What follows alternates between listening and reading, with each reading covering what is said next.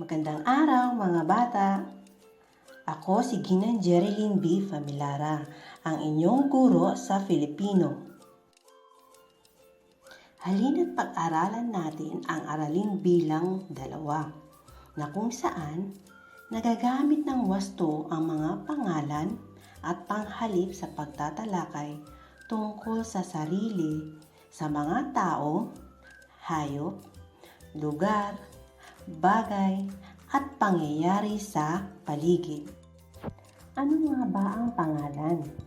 Ang pangalan ay salita o bahagi ng pangungusap na tumutukoy sa ngalan ng tao, bagay, pook, hayop at pangyayari na ginagamit sa pagpapahayag o pakikipag-usap.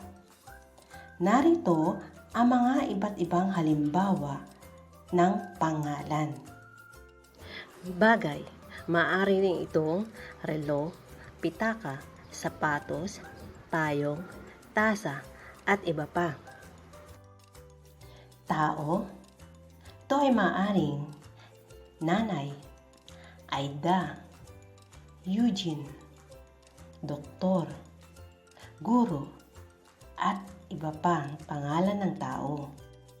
Pook o lugar, halimbawa, simbahan, palengke, paaralan, Pilipinas, at iba pang lugar. Sa hayop naman, ito ay aso, baboy, manok, pusa, at iba pang mga uri ng hayop.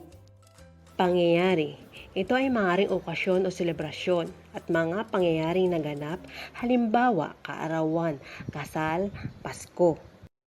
Ang panghalip ay ang salitang humahalili o pumapalit sa pangalan.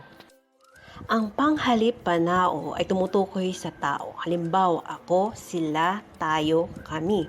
Ang panghalip pamatlig ay tumutukoy sa lugar. Halimbawa, doon, diyan, dito, iyan.